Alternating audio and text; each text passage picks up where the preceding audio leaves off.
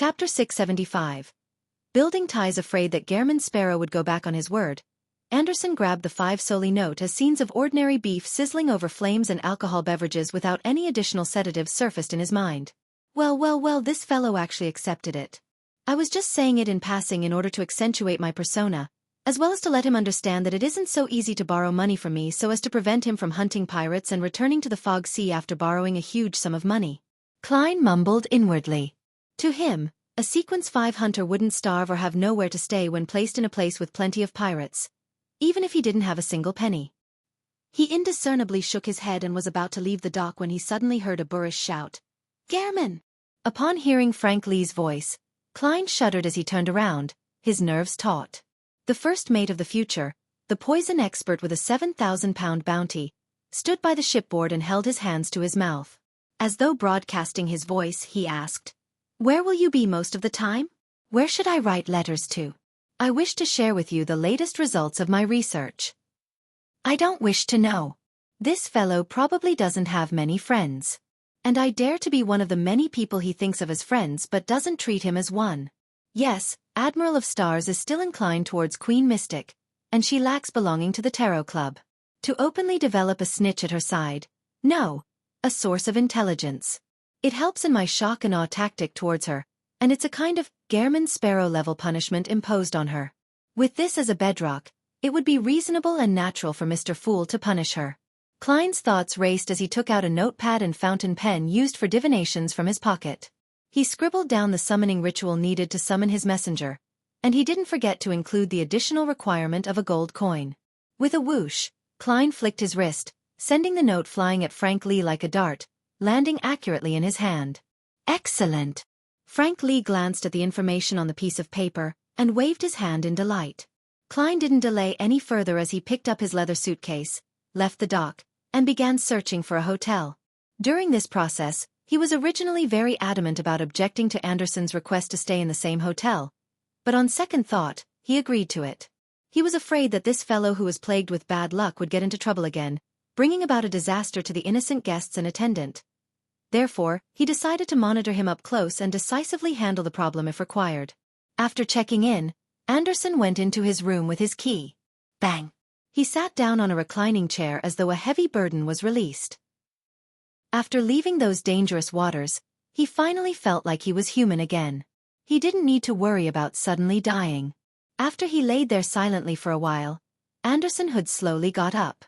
He took out a flask that had an outer lining made of iron, flipped over a glass cup, and poured himself some hot water. He believed that he should recollect himself and begin visiting the bars. After drinking some alcohol and filling his stomach, he could seek out some sponsors. After the hot water cooled a little, Anderson raised his cup and gulped it down comfortably. Suddenly, he coughed intensely as his face turned a little purple. Cough, cough, cough. Anderson reached for his throat, but he didn't seem capable of taking a single breath. With a crashing sound, the glass cup fell to the floor from his hand, shattering across the ground. Cough, cough, cough. Anderson's coughing weakened as his face turned purple. At that moment, his eyes seemed to produce a spark as the veins on the back of his hands squirmed like they were alive. Bang! Anderson fell to the ground, convulsing a little before becoming motionless. His breathing even seemed to come to a halt. Seconds later, the corpse-like Anderson suddenly got up as he rubbed his face in fear. Damn it! I almost choked to death from drinking water. If that really happened, then I might be the hunter with the most laughable cause of death. Thankfully, I bought this item at great cost before entering those waters. It finally came in handy today. As he spoke, Anderson took out a doll formed of straw from a secret pocket in his vest. Ink was used to simply draw 2 eyes, a nose, and a mouth. The doll's surface had already been corroded as pitch-black liquid dripped down, drop after drop. In about 8 seconds, it was completely reduced to a liquid, turning into a stain on the floor. My bad luck hasn't decreased at all, and it has even gotten worse. Man, Gehrman Sparrow once told me of a prophecy, saying that the most lethal danger often lies in day-to-day life. Anderson paced about as he carefully avoided the glass fragments at his feet, afraid that it would cause him another death. No, I need to save myself. I need to save myself. Anderson pulled open the door and carefully walked out. He came straight to Klein's room, reached out his finger, and rapped on the door. Soon, the wooden door, which was neither too solid or hard, opened without a sound. Gehrman Sparrow, who had only taken off his coat, appeared before Anderson. Anderson forced a smile and said, "Are you pleasantly surprised?" Creak. The door closed right in front of him. He was first stunned before he muttered to himself with a stiff expression, "I should change the way I talk." Thump, thump, thump. He knocked on Klein's door again. The door quickly opened as a revolver was pointed at him. "Haha, I just wanted to ask if you know any Beyonders who can improve my luck." Anderson raised his hands midway, wildly hinting for Gehrman Sparrow to provide him with the details of the powerhouse that informed him of the prophecy. "Too late. I've no idea where Queen Mystic is. She didn't leave me a way to contact her? But since my messenger's summoning ritual is known to Frank Lee, it also means Admiral of Stars knows of it. And that means Bernadette knows of it. Also, after returning to Backlund, I can seek out Miss Sharon's help.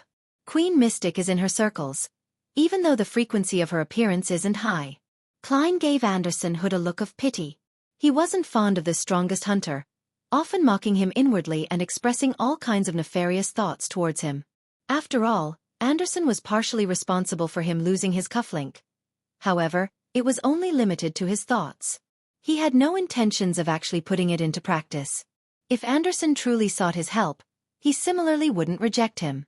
Klein thought for a moment before saying, "I can help you ask, and I'll give you the answer tomorrow morning. But I suspect you don't have the means to pay me. I'll go make my rounds at the bars later. Furthermore, I have plenty of stashes in the Fog Sea," Anderson replied without hesitation. Klein nodded, and as he closed the door he said, "Meet you tomorrow morning. I hope you can survive until then." Creak. The door was locked once again. "Is that a curse, or was he wishing me luck?" Anderson whispered with a wry smile. "According to my experience, there probably wouldn't be any accidents in the next 2 to 3 days." Inside the room, Klein returned to his desk. On it was a letter that already had the introduction written, as well as an unfolded paper crane. In regards to Anderson's problem, Klein had already thought of a target to ask before he even agreed. There was no doubt that to resolve the means of a snake of fate, questioning another snake of fate was the best solution. He pondered over the space that was available after unfolding the paper crane and the questions he would like to ask before writing a draft in his mind. Finally, he raised his pencil and wrote, "How should the bad luck curse from an Angel of Fate mural be removed? What's the name of the Sequence 4 potion for the Seer pathway? Where can the formula and main ingredients be obtained?" Putting down the pencil, Klein carefully scrutinized the questions before carefully folding the paper crane according to the folds and placing it in his wallet. After doing all of this, he continued writing to Mr. Azik. In the letter, Klein first mentioned that he received the help of Admiral of Stars in entering the dangerous easternmost front of the Sonia Sea, successfully completed the ritual, and changing gears, he mentioned his encounter with Admiral Hel Ludwell's inexplicable attack mid-journey and how he nearly suffered terrible losses. While on this topic, he began describing the ring on Admiral Hel's hand, which was suspected to be a relic from ancient death. He asked very subtly if Mr. Azik had any recollection of it, or if he needed to obtain it to study it, so as to invoke more memories. After mentioning this, Klein mentioned in a casual manner about the artificial death project by the Numinous Episcopate, as well as asking this big shot if it was feasible, or if there were any records that recorded the actual details. Finally, he mentioned how he didn't know the subsequent sequences of his pathway, and he didn't know how to obtain those opportunities. Klein began providing a description of the summary of things to take note of from traveling through those dangerous waters. This was to provide Mr. Azik information so as to prevent him from suddenly wishing to seek out the remnant aura of ancient death, without realizing the lurking dangers. Rumor has it that those waters are filled with the ravings of the true creator.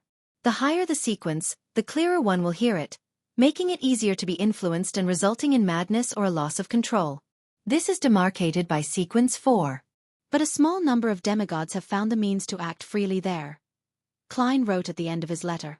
After folding the paper, he picked up Azik's copper whistle and summoned the huge skeleton messenger. The messenger burrowed out from the ground and politely looked at Klein from a level height before opening his palm. "Not bad." Klein praised silently and handed the letter over. Then, he brushed his teeth and took a bath before comfortably getting into bed. After an unknown period of time, he found himself awake in a dream, and he saw the desolate plains and pitch-black steeple. Familiarly walking into the depths of the steeple, Klein discovered Will Septon's reply among the scattered tarot cards. Friendly reminder. The paper crane is about to tear. The bad luck curse brought about by the mural can be resolved by Ricardo. High sequence formulas for the seer pathway can only be obtained from the crazy Zeratal or the Hornacis mountain range. If you are the blessed of the Evernight, treat it as though I didn't say it. Sequence 4 of the seer pathway is Arcane Sorcerer. Chapter 676.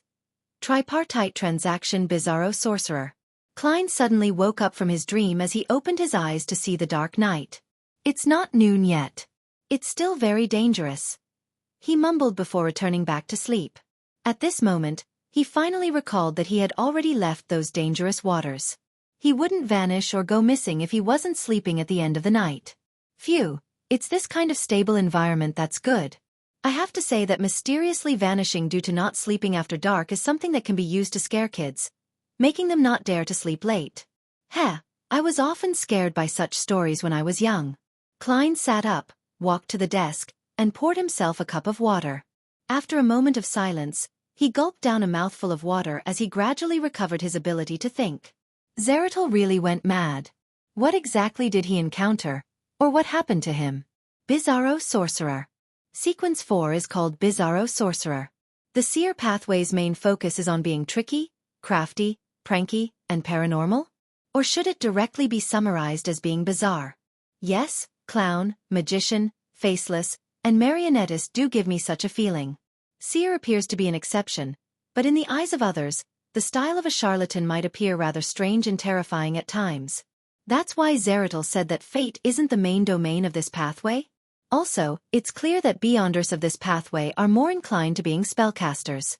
According to Will Septon's explanation, there are 3 methods to obtaining the potion formula to Bizarro Sorcerer. 1. Seek out the secret order and find the mad Zeratal. 2. Head to the main peak of the Hornacis mountain range and find the treasures left behind by the Antigonus family.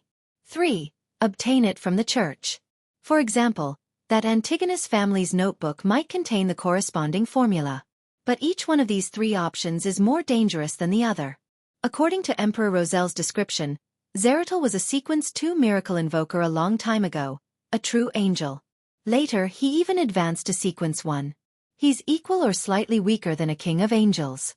The crazy him might have gone mad, but it's likely that he will be more difficult to deal with.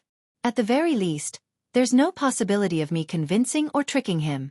Even in terms of pure strength, I wouldn't be Zeratal's match even if I employed Mr. Azek's help. Heh, unless I wait for Will Septon to be born, but if he were to involve himself in this matter, there's a small chance of him incurring the attention of Angel of Fate or Ouroboros. As for the treasure on the main peak of the Hornacis mountain range, the resounding ravings, the setup of the Antigonus family, and the rumors of the nation of the Evernight buried in the depths of mystery, they make me feel that it isn't a simple matter. I suspect it's likely to be a trap. I don't even need to consider the Church of the Goddess. Ignoring the fact that the Holy Cathedral has angels presiding over it, as well as a bunch of Grade 0 sealed artifacts, just the Backlund diocese where the Antigonus family's notebook has a terrifying demigod. Klein couldn't help but recall Mr. A who had been erased like a pencil drawing. And the one that executed all of that was likely to be one of the upper echelons of the Church of the Evernight Goddess. A beautiful lady whose eyes lacked spirituality. She even smiled at me. I've no idea what it means. Klein shook his head in resignation, believing that he only had one course of action that he had at present. That was to find a demigod from the secret order, who was still considered normal. Compared to the mad Zeratal, I can communicate with them at least, or even deal with them. Just Klein alone was impossible, but he could seek Mr. Azek's help or Queen Mystic Bernadette's help at a certain price. I can only consider this for now. Klein rapidly turned his thoughts back on how to help Anderson Hood rid the bad luck curse. It's been more than 2 months. I wonder if Fate Counselor Ricardo has left Oravi Island. Sigh, he hasn't summoned my messenger all this time to inform me of clues to the mystical item I seek. However, it's not a big problem. Bellman Carnot definitely hasn't left his post. I can contact Counselor Ricardo through him. That's good too. The Life School of Thought hasn't completed the request up to now, meaning that they haven't made their final payment. They can pay it off by changing Anderson's luck for the better. Then I can receive the payment from Anderson. Heh. When it comes to a mystical item or sealed artifact which possesses immense offensive powers, isn't Anderson's sword one? According to the traits showcased by Reaper, I can ignore the item formed after he dies. Heh, I'm not some greedy demon either. I'll definitely pay additional fees to tide him over. Klein wiped away his mischievous thoughts and took out the paper crane from his wallet. After unfolding it, he carefully erased the pencil marks on it. It's really about to tear. I can use it another 2 times at best, he muttered sadly. Then, he folded the paper crane and returned to his bed to continue sleeping. As for using the radio transceiver to contact Rhodes, he planned on doing so after leaving this pirate's playground. After daybreak, Klein languidly got up and slowly washed up, believing that this was how life should be. Thump, thump, thump. The knocking on the door interrupted his state of wistfulness. Without his acumen for danger, his spiritual intuition told him that it was Anderson Hood. As expected of the strongest hunter, he successfully survived up to now. Klein sked and controlled his expressions before opening the door. Anderson was wearing a deer hunting cap of unknown origin. He grinned as he handed him a lone gold coin. What I owe you from yesterday. Klein received the gold coin and measured its weight in his hand. There's an answer to your problem. Anderson's eyes lit up. What's the solution?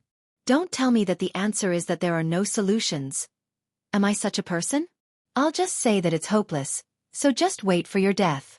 Goodbye. Klein lampooned as he swept Anderson with an indifferent gaze. A demigod that's good at changing one's luck stays in Orovie Island. He owes me a favor. Excellent. Anderson didn't hide his joy. So, what sort of payment must I make? Very sensible of you. Klein deliberately fell silent for 2 seconds before saying, I need a mystical item with powerful offensive abilities. Do you have any clues? If the value exceeds that of the luck enhancement ritual, I will pay the difference. Anderson frowned bit by bit before easing them. He said with a smile, I have a mystical item that matches your request. It has a beyonder power that can deal lethal damage. The negative effects aren't bad either.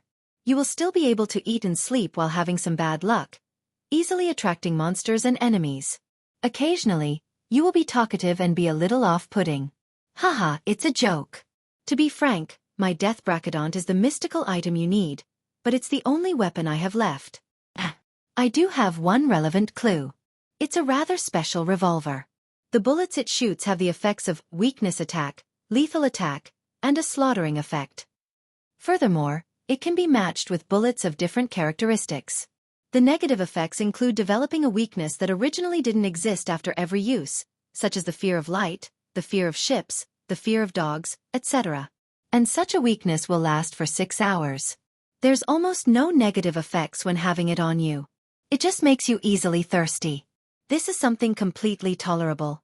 If not for the characteristics of the revolver overlapping with my abilities and the mystical items I have, then I would have bought it back then. The seller is offering it for £9,000. So, the total price would be £1,500 and the clues to the revolver. How about that? Sounds very suitable. Besides, it fits my combat habits. Klein didn't directly agree as he asked in return, £1,500? Haha, I found more than 10 pirates yesterday. They were all very kind, contributing all their wallets to me. Otherwise, they would lend me their characteristics and heads. In just one night, I received £1,600. Seriously, I love this pirate's paradise. Anderson said with a beaming smile. I have to keep £100 for myself for the ship tickets to return to the Fog Sea. So all I can do is pay you £1,500. Earning £1,600 a night? Not only are there many pirates in Toscarter, but they are either worth a lot or have plenty of money. Klein suddenly had thoughts about staying a few more nights in the port city. But considering how the easily cacheable and locatable targets had mostly been finished off by Anderson, what was left was definitely not easy. He felt depressed again as he coldly asked, Aren't you afraid of being a target of revenge for doing something like that in a pirate's playground? What's there to worry about? I'm not afraid, even if they're subordinates of a pirate admiral. Heh, I believe you're the same. If they're men of the Four Kings, that's not a big problem either. We're about to leave, and the propagation of information takes time. By the time they come, I'd have changed ships and identities several times. Anderson said without much concern. Why are you cursing yourself again? Klein silently swept him a look of pity. Deal. Haha, here's £300. You'll have to wait for the remaining £1,200. That's when the bounty rewards and characteristic money arrive. Don't worry, it will definitely come today. It's not a lot. Anderson took out a thick wallet filled with plenty of Soli bills and handed them to Klein. In consideration of his persona, Klein only did a simple count before stuffing the cash into his wallet and pockets. He said without emotion, buy 2 tickets to Oravi for tomorrow. He didn't deliberately exhort Anderson to buy them with a different identity, as he believed that the hunter across him was mature and experienced. If he's lacking in experience and strength, with the way he does things, he would have long been buried in some sea. Klein couldn't help but lampoon inwardly. All right. Anderson pointed at the floor. Breakfast together? My treat. Klein nodded without refusing him. Once they arrived downstairs, the two sat at a table near the window. Midway, a waiter brought white porcelain cups and teaspoons over. Just as they interacted, the waiter's gaze suddenly turned adrift. He picked up the teaspoon and stabbed it at Anderson's throat without any warning. Although Anderson was surprised, his reaction was in no way slow. He immediately leaned backward and dodged the sudden strike. Bang! Not far away, the hotel's boss suddenly shot at Anderson's dodging body. What am I doing? After the gunshot, the boss muttered with a look of alarm and blankness. Chapter 677. Falling to the ground amidst the gunshot, Anderson's body suddenly collapsed to the floor, using an amusing manner to dodge the bullet. As for Klein, who didn't fully understand the situation, he jumped to the side and activated his spirit vision while pulling out his revolver. At that instant, his first reaction was that Anderson had gone overboard in his hunting last night and was now the target of revenge. He only wished to shout, "I don't know him. It has nothing to do with me." At the table beside Anderson Hood, a stout man dressed in a shirt with rolled-up sleeves threw forks and knife, and he suddenly drew an already loaded double-barreled hunting rifle, aimed at the ground, and pulled the trigger from a commanding height. These series of actions were nearly simultaneous with the hotel's boss, but they were simply one step slower due to the many steps involved. Bang!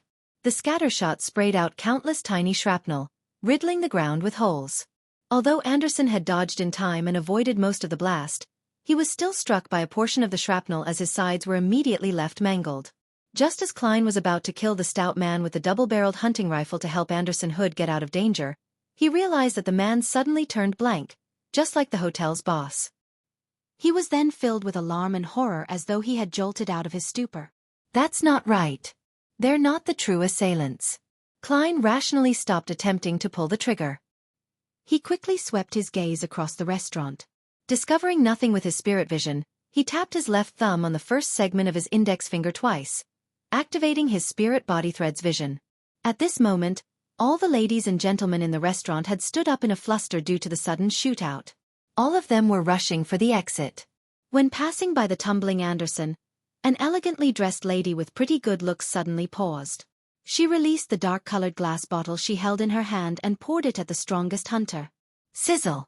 Anything that was splashed by the liquid rapidly turned black as it suffered intense corrosion. Anderson covered his face and leaped up, dodging this attack once again. Immediately following that, a gentle and cute lady, a gentleman with newspapers, a red-vested waiter, and a 5-year-old child whose hands were stained with sweets attacked Anderson Hood in all kinds of manners. Flour, lit matchsticks, fruit knives, boiling coffee, and concentrated alcohol beverages inundated him as almost everyone in the hotel's restaurant seemed to have one goal: kill Anderson Hood. In this abnormally dangerous situation without any beyonder powers involved, Anderson, who had been surrounded with no way to escape, employed an array of actions. Leaping up, sending tables flying, igniting items ahead of time, barely managing to avoid suffering damage to any vital spot, and didn't suffer any serious damage. Meanwhile, Klein also noticed something abnormal. In a corner of the restaurant which was blocked by a decorative cabinet, there was clearly thin, illusory black spirit body threads extending from it, but it was silent over there. In this chaotic and panic-stricken restaurant, it appeared especially abnormal. The true assailant who planned the passers-by murder case is sitting over there? From the confusion, puzzlement, horror, and fluster that the hotel's boss, waiters, and guests exhibited after attacking Anderson, they didn't become marionettes. This is another kind of control. An illusion, an emotion seed of a desire apostle, or could it be an influence on one's psyche? Klein suddenly had an idea light up in his mind. He immediately took 2 steps forward and sent a customer who still had butter on the corner of his lips flying, opening up a pathway for Anderson Hood. The strongest hunter immediately somersaulted out of the encirclement via the path that was opened up, and he ran up to the hotel's 2nd floor. Then, with his back to the wall on the corner of the staircase, he gasped for air. Has my provocative powers reached this level? Even the ordinary residents that I don't know wish to kill me and have actually rose to arms? Man! Just as he spoke, Anderson pulled his right rib and nearly cried out in pain. No, no, no. The real circumstance is that a person plagued with bad luck shouldn't do things like hunt pirates. The reason why Klein had abandoned approaching the target to attempt to control them with spirit body threads was because he had thought of a possibility. The passers-by were implanted with psychological cues or had suffered manipulation on the psyche level. Only then would they attack Anderson in an orderly fashion.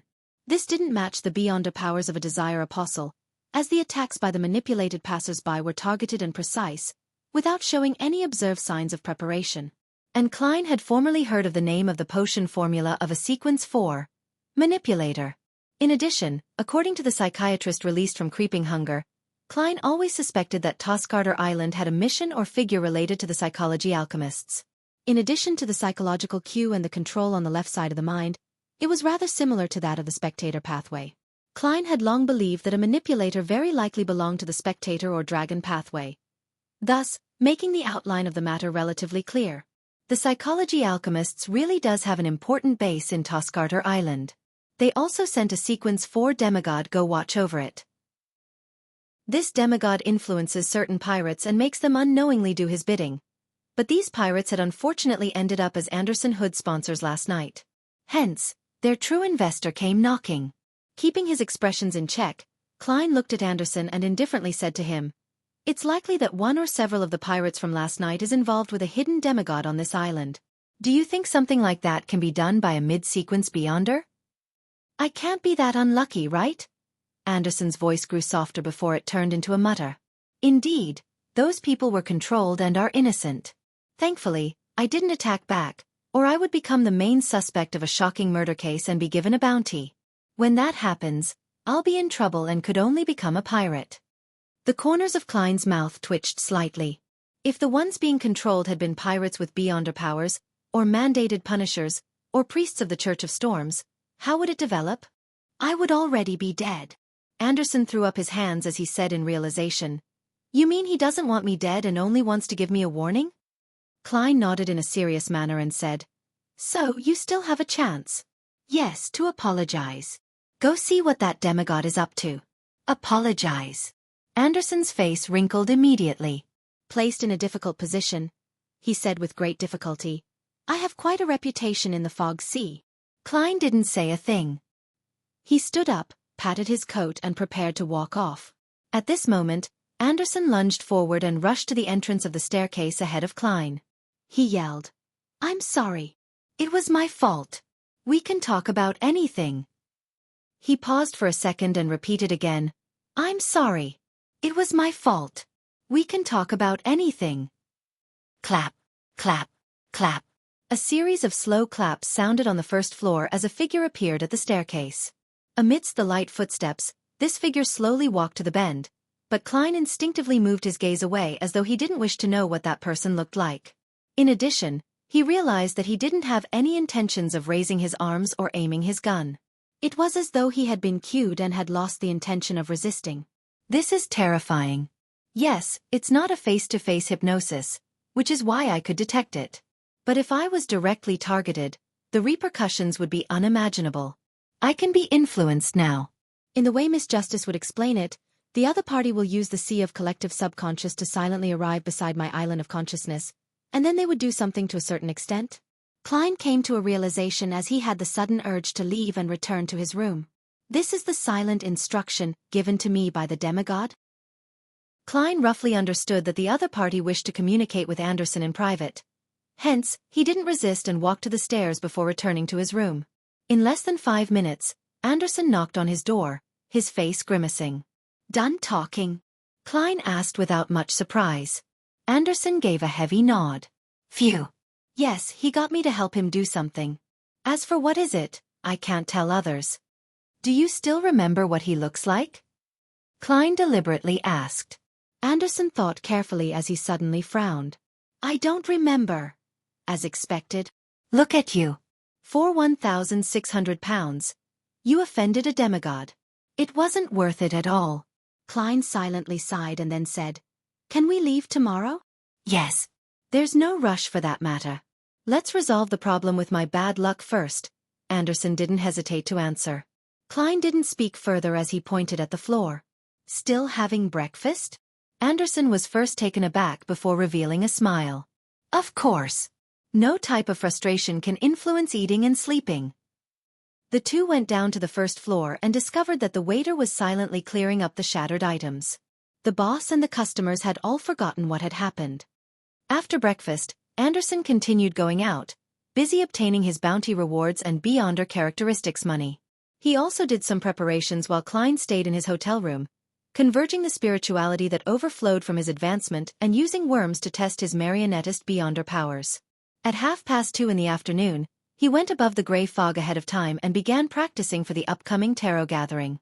After all, Mr. Fool would very casually and lightly punish the hermit Catlia. Sitting in the chair belonging to the Fool, Klein began playing out the 3 punishment plans he had decided over the past few days. 2 of the plans needed him to borrow some of the power of this space, and 2 of them needed to use props. Hence, he needed to decide on the entire process ahead of time. He would then familiarize himself with it, and he couldn't reveal his lack of fluency at the critical moment. After an unknown period of time, Klein exhaled and confirmed his plan. Then he conjured the world. Without any items, he saw the countless dense black threads that emanated from his body. Items conjured using the powers of the mysterious space above the grey fog possess a certain amount of spirituality. So they come equipped with spirit body threads. And in the real world, items without life do not have any. Klein familiarly controlled the black threads and quickly completely controlled the world. Now, not only could he make the world's expressions more intricate and have reactions that were more like a real person, he could also make the marionette spirituality fluctuations become more natural. It wouldn't appear as lifeless anymore. Apart from that, he was like a player who had 2 accounts, gaining the world's vision, hearing, as well as his other senses. After completing all of this, Klein glanced at his golden pocket watch, sent Little Son a message, and began to silently count his heartbeats. Chapter 678. Punishment. On the 2 sides of the ancient mottled bronze table, blurry figures extended outward from the embrace of deep red beams of light before turning corporeal. The surroundings remained as silent and empty as always, as though no living creature had ever set foot there for millions of years. Good afternoon, Mr. Fool. Audrey's brisk and cheerful voice soon resounded through the resplendent palace held up by stone columns. Klein nodded his head with a smile, watching as the other members expressed their greetings under Miss Justice's lead. Here, there was no doubt that the hermit Catlia appeared rather reticent. Audrey's read on her was that she had many things on her mind. After the voices came to a stop and the members had taken their seats, the Fool Klein swept Miss Justice a glance, making the psychiatrist instantly understand his intentions. Hence, she didn't raise her hand slightly and speak out. Following that, he looked at Catlia and chuckled indifferently. Tell Bernadette that she can use certain items in exchange for some answers. Bernadette. After hearing this familiar name, which was neither Queen Mystic, the owner of Dawn, nor the leader of the element Dawn, Catlia realized that Mr. Fool already knew everything. Her cheap tricks were laid bare in front of him. This made her heart sink as she couldn't help but feel an intense sense of fear. She was temporarily at a loss in regard to the attitude or words that she needed to show in response. To her, Mr. Fool's words were clear. Pass on the message, but only that one message, nothing else. She wasn't allowed to provide any other hints. Catlia believed she knew what he meant between the lines.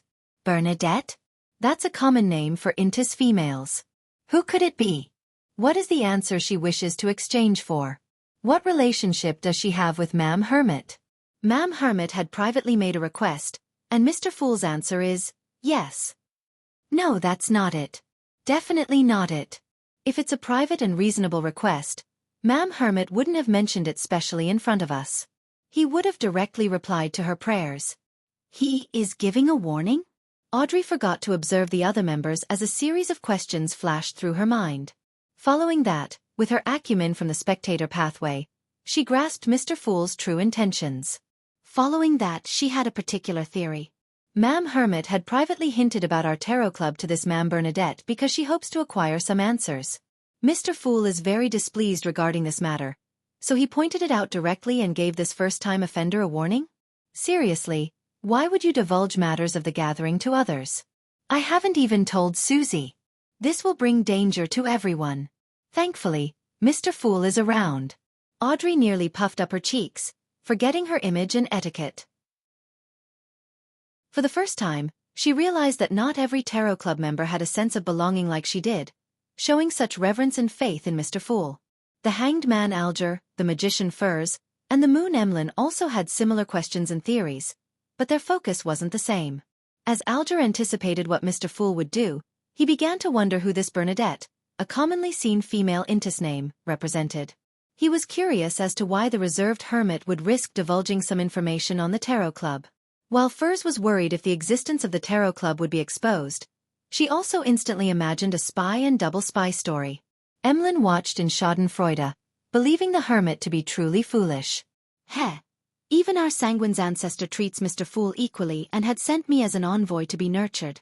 You aren't even a demigod, but you attempted to try pulling off cheap tricks under Mr. Fool's watch? Do you have a death wish? Indeed, I can't understand the thoughts of short-lived creatures. Emperor Roselle once said that bugs that can only live in summer have no way of truly knowing what snow looks like. Emlyn sat back in a relaxed manner as he didn't hide the shaking of his head. The son Derek didn't have many thoughts on the matter. All he felt was that the mood wasn't right. Out of curiosity and puzzlement he asked, Mr. Fool, who's Bernadette? Well asked. I thought Miss Justice would be the one asking. Yes, she seems a little angry, which is why she doesn't wish to speak. Klein silently commended him as he casually answered, Roselle's eldest daughter, owner of the Dawn, the leader of the element Dawn.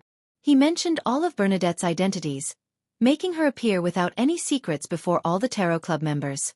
And the reason why he had used owner of the Dawn in place of Queen Mystic was that Klein didn't believe that the Fool should address Bernadette as a queen. The owner of the Dawn. Queen Mystic. She's actually Emperor Roselle's eldest daughter. Ha, the hermit. I can confirm that you are Admiral of Stars Catlia. So the rumors of you having a falling out with Queen Mystic are fake. Alger felt excited. He felt that the restriction and pressure he had endured for the past 3 months had vanished at once. This made his staid self mock the hermit inwardly. Emperor Roselle once said that those who play with fire will ultimately burn themselves. And you, Admiral of Stars, dare to challenge a god's clairvoyance. At that moment, Alger was rather thankful that although he had attempted to pull off some cheap tricks and attempted to figure out Mr. Fool's identity, goals, and present state, he hadn't involved any outsiders. He hadn't divulged any information, so he hadn't suffered any punishment. As he had introduced the 4 kings and the 7 pirate admirals, Audrey and company just needed to recall in order to confirm that Bernadette was Queen Mystic, a demigod that reigned supreme over the 5 seas. They were also surprised that Emperor Roselle's eldest daughter would still be alive and had become an important figure that was known throughout the world. The answers that Queen Mystic wishes to obtain are hidden inside Roselle's diary? Combining everything that had happened and the words that were said, Audrey vaguely guessed Bernadette's goal, believing that the Emperor's daughter wished to figure out the truth behind her father's assassination. At this moment, Catlia had already regained her ability to think. She turned her body to face the end of the long bronze table and said without any hopes that she could be let off. Yes, I committed some mistakes. I will not defend myself. It was indeed wrong. Mr. Fool, no matter how much you punish me or even kill me, I'll accept it. Hypocrite. If Mr. Fool really wishes to punish you, do you think you have any means of resistance? Mr. Hanged Man scoffed on the opposite side of the table. He could identify the problem with such a simple sentence. Ma'am Hermit is still a little afraid. Audrey could notice the hidden fear from the minute actions and words Catlia had used. To her, people who deliberately emphasized their willingness to be executed were often afraid of dying right there and then. Furs found her peace from the Fool's calm attitude, believing that there weren't any leaks about the Tarot Club, or that the leaks weren't anything important. Hence, like Emlyn, she waited curiously and expectantly for the punishment Mr. Fool would mete out. Derek remained clueless about what had happened, uncertain why Ma'am Hermit would suddenly request to be punished. At that moment, seeing Mr. Fool's brief moment of silence, Katlia resisted her unease and lifted her head slightly, observing the existence behind the thick gray fog without a trace, in an attempt to figure out his true intentions so as to give a better response. She didn't wish to make another mistake again and provoke him, making the situation irredeemable. The dark purple hue in her black eyes produced a sense of mystery as her eyes penetrated through the gray fog and saw the Fool. Suddenly, Katlia's eyes heated up as illusory blood bled from them. A sinister, terrifying, and depraved language and an indescribable roar sounded in her ears. It instantly filled her senses with extreme pain as her body began to convulse and tremble uncontrollably. Her face, hands, and the areas that weren't concealed by her clothing had quickly cracked open, revealing her flesh and blood. Inside, black worms and white moths squirmed before forming all kinds of indescribable eyes. Katlia's cries and painful grunts resounded above the gray fog, causing Alger, Emlyn, Furs, and company to exchange looks as though they could sense the pain she was suffering. Meanwhile, the blurry figure turned rather clear, allowing them to see the hermit's mutation. The disgusting and nasty scene frightened Audrey enough for her to look away. She straightened her back and looked straight ahead without daring to move. Although the others didn't have such an exaggerated response, they also shared the same behavior. The true creator's ravings are indeed useful. Klein, who was shrouded in the thick gray fog, reflected from the bottom of his heart. The reason why he hadn't immediately replied to Katlia's request for punishment was because he wanted to confirm if there was anything special about her eyes, whether they could see beyond what he allowed. For this, he had stirred some of the mysterious space's powers to be hidden in the gray fog that shrouded him ahead of time. It was to connect anyone who used a Beyonder power to see through the obstacle to Tinder. This was equivalent to the owner of the Beyonder power directly observing an item corrupted by the true creator at a psyche level. Hence, with Klein not using the gray fog to deliberately suppress the influence, Katlia naturally heard the true creator's ravings. Her organ which used the Beyonder power was first severely damaged before she was imbued with extreme pain, causing her mutation. If Admiral of Stars hadn't tried observing him, then the plan Klein had prepared was to get her to apologize to every Tarot Club member, and also to allow them to discuss a method of punishment in a democratic manner. And regardless of how democratic it was, the major punishment would ultimately be to stir some of the mysterious space's powers to connect Katlia to Tinder. After waiting 2 seconds, Klein knew it was enough. He gently lowered his palms, allowing the gray fog to silently repress the true creator's ravings and revert Katlia's mutation. Admiral of Stars trembled as she calmed down at a discernible pace. The cracks in her skin gradually closed as her thoughts returned to her, allowing her to take in her surroundings once again.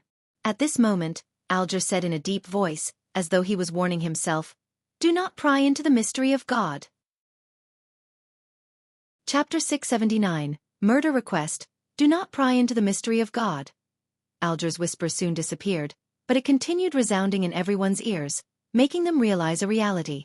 Although Mr. Fool often didn't put on any airs and seldom spoke, nearly answering every request they had, making them find him warm, he was ultimately a god whose mysteries shouldn't be pried into. He was a god that transcended reality. Audrey, Emlyn, and the other Tarot Club members instinctively accepted Mr. Hangman's altered saying, pretending that they had forgotten the original wording to be, "Do not look directly at God," because they had looked at Mr. Fool from time to time, asking him questions or seeking his advice, and with regards to that, Mr. Fool didn't seem to mind. Of course, we weren't looking at him directly due to the thick gray fog's obstruction. From Ma'am Hermit's outcome, Mr. Fool had done so for our own good. Audrey slowly exhaled. At this moment, the Fool Klein was thinking, Mr. Hanged Man is working very well in concert. I was prepared to control the world to say something similar to complete the final step of the punishment.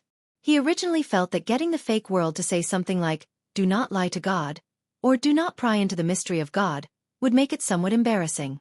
In the future, if people were to learn that the so-called blessed or the so-called world was actually a smurf of the Fool, he would be too embarrassed to face anyone. But later, on second thought, the world had done similar deeds in the past, so he wasn't short of one more. Besides, all he needed to do was to not let anyone know, right?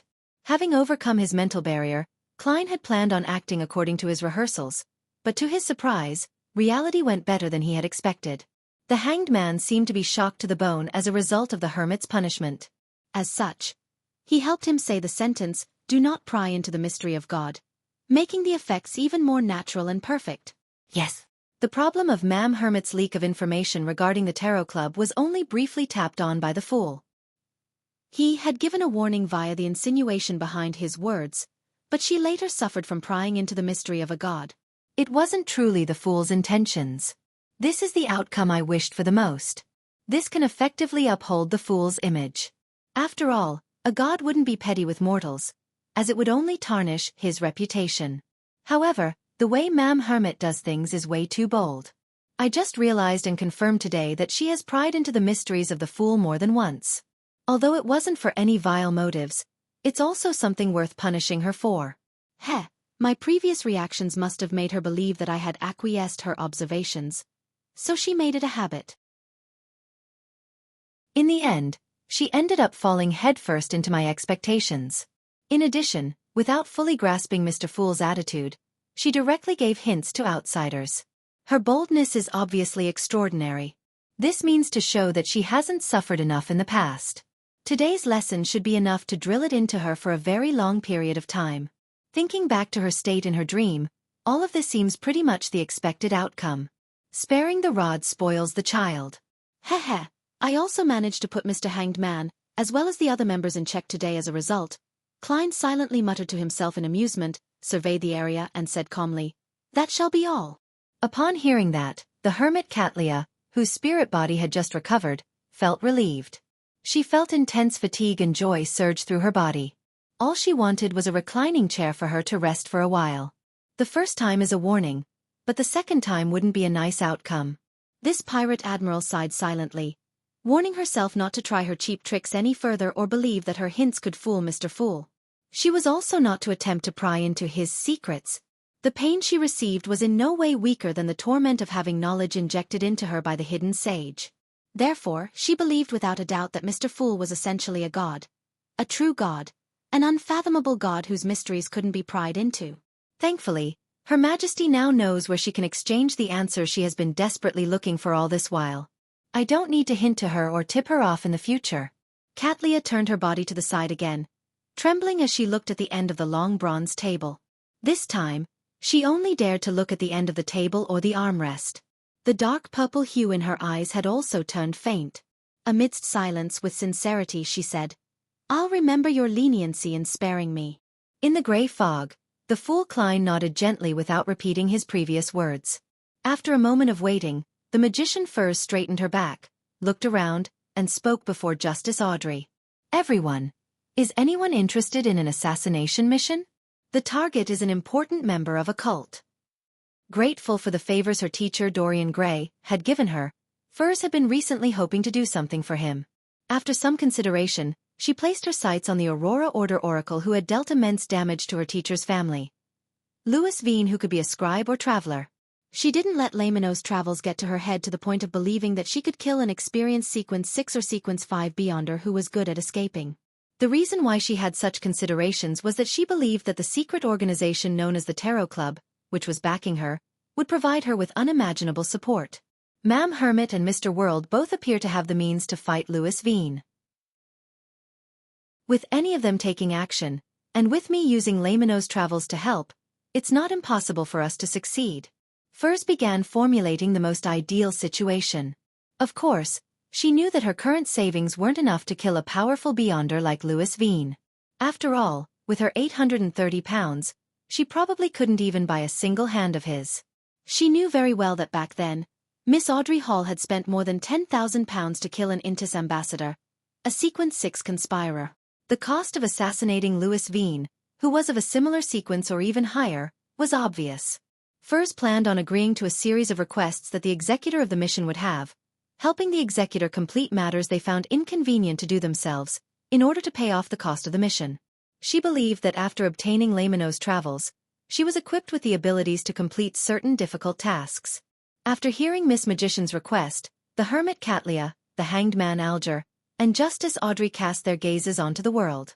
They believed that this gentleman, one who had a unique penchant for hunting Beyonders, possessed the necessary strength. I'm not in Backlund. However, I can't respond that way.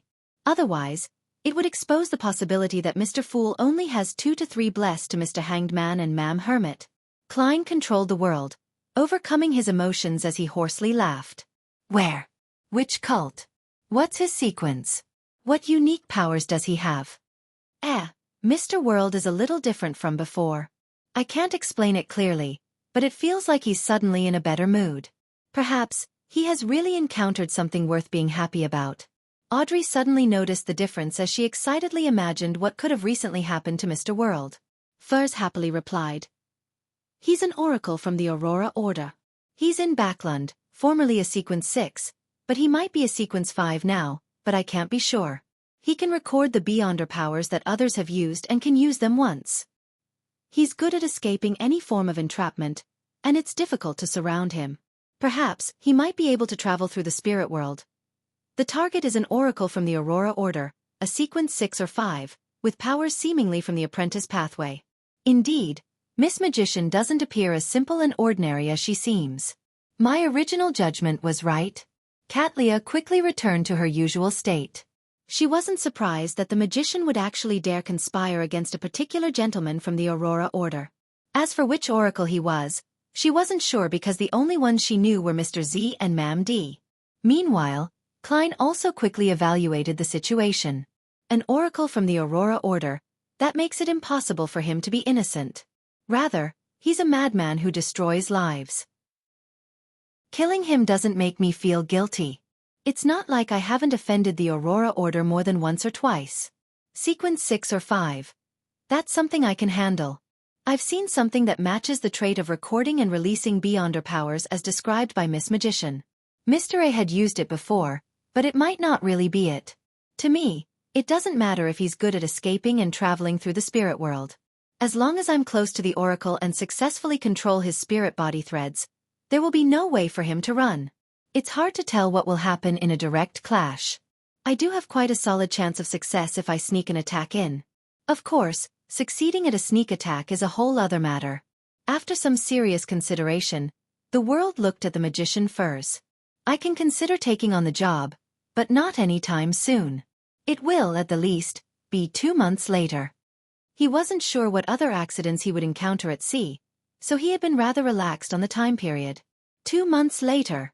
Furs repeated the time, appearing to be in a deep dilemma. It was too long. Besides, she wasn't sure how long Louis Veen would stay in Backland.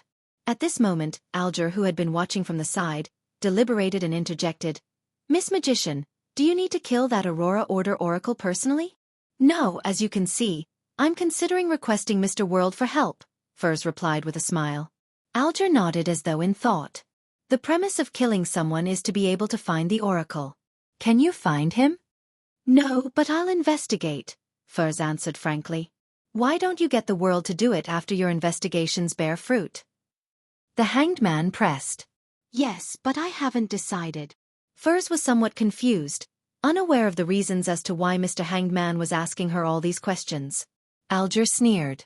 If you can confirm the location of the Aurora Order oracle's location, then why spend large amounts of money to hire someone to kill him? Wouldn't reporting him directly to the churches be enough? After the Great Smog, no church is willing to let go of any related clues. He wasn't trying to make the world lose any business. Instead, he had clearly read the dilemma inside her, believing that there was a higher possibility of her not going through with the request.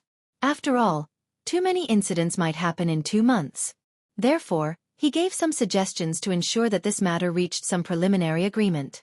Report him to the churches? This sounds familiar. Klein was surprised, never expecting Mr. Hanged Man to say something like that. Haha, while everyone is being infected by Mr. Hanged Man, he too has been influenced by us. Klein immediately felt relieved and rather pleased. Report. Furs was momentarily stunned.